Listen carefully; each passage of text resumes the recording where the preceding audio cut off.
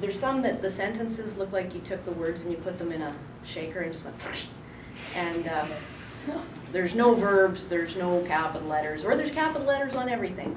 And I blame the school system, because I see this happening every year, and I hear things like, me and so-and-so are doing this, and I don't got none, and stuff like this makes me crazy. And so I think with, I don't know, cell phones and texting and all kinds of stuff, and the lack of attention to English language and writing and communication, that you're sort of being shortchanged. And I think this is happening in the schools. Because I think back to when I went to school, it wasn't that long ago, but when I started my undergraduate degree here, I had to take an English class. It was 3 credits, and it was poetry.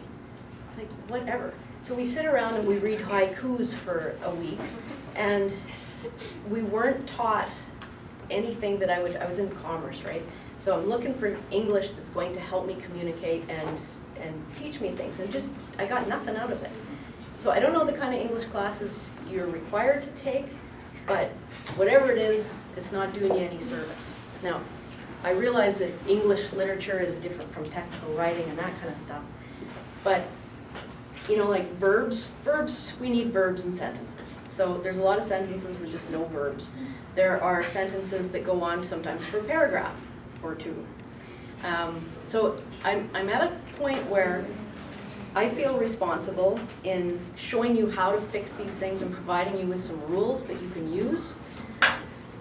And I'm sort of at a loss, because when I grade these things, I need to know that you understand the concepts.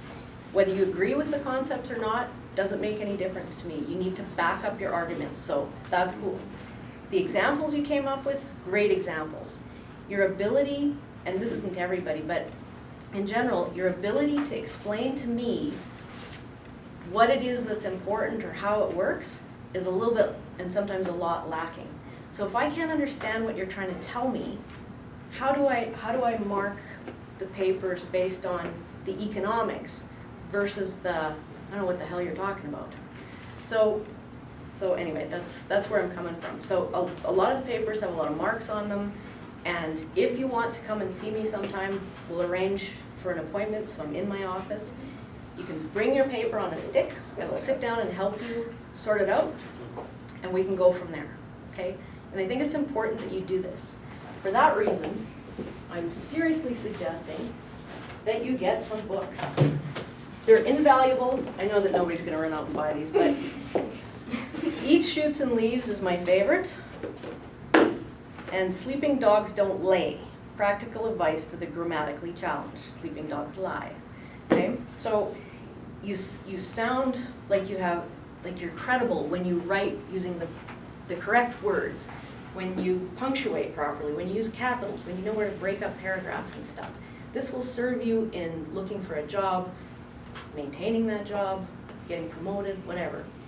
It's really important to be able to communicate. So, all these guys out there, Eat Shoots and Leaves. Okay. I'm going to give this back in a second. Do they have information about the structure of the text? Yes, yep. These are more grammar, but do you know the story of Eat Shoots and Leaves? It comes from a joke. It's on the back of the book. A panda walks into a cafe. He orders a sandwich, eats it, then draws a gun and fires 2 shots in the air. Why? Asks the confused waiter, as the panda makes towards the exit. The panda produces a badly punctuated wildlife manual and tosses it over his shoulder. I'm a panda, he says. Look it up. The waiter turns to the relevant entry and sure enough finds an explanation. Panda, large black and white bear-like mammal, native to China, eats, shoots, and leaves. Right? A couple of wrong, incorrectly placed commas, and you get that. It should be eats, shoots, and leaves. Eats, shoots, and leaves. So, in the book, they talk about, she talks about punctuation, grammar, all that kind of stuff. And it's kind of funny. If you want an even funnier one, I shouldn't admit that I have this. It's, what the hell is it? This one talks about how to speak. You know that show, What Not to Wear? Clinton Kelly? He's got a book on, it's called Freakin' Fabulous. And so in this, he talks about what to wear and how to speak. And the how to speak part is why I got it. So he talks about he, she, we, and they, as opposed to me, him, her. And this is what we hear a lot of. Me and her, he gave it to, me and her went here, and it's just me and everybody. And I'm sad to say that a lot of my colleagues are starting to talk like this, and it scares me. Who and whom? Anybody know how to use whom? Whom is the object, who is the subject? Good. Dangling modifiers. Skip that. Lay, lie. Oh shit? when you sit, when you because I'm flop down on the couch, yeah, are you there's some laying or lying? Things like, yeah, You're in a different situation. You're learning. Yeah. These guys should know better. Okay. It's really confusing stuff. Okay. That versus who? That or which? Which is, you use which a lot in your papers, and sometimes it should be that. What's the difference? You got to know these things. Okay, anyone or everyone? His, her versus their. Here's one I find all the time. Fewer or less? What's the rule between? Like you can count. Yes. So you guys know? Fewer?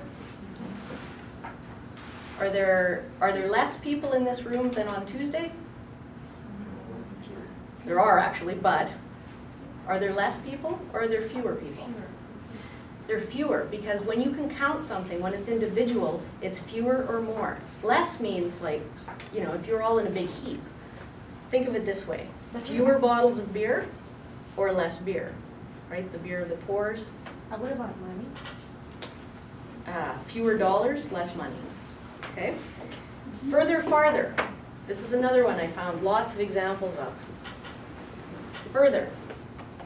What are you talking about? Do you go further down the hall to get a coffee, or do you go farther down the hall? Nobody knows. They are the same. No, they're not the same. Farther is distance, further is in thought or idea. Furthermore, okay? And it's not further, it's furthermore. Continual versus continuous. Could have, should have, would have. Imply and infer. One, I see this one a lot. Is it insure, assure, ensure? These are, I found these mistakes all over the place. You need to, if you're unsure, you need to look it up. Okay. Literally, that's a good one. Okay. We'll leave it at that.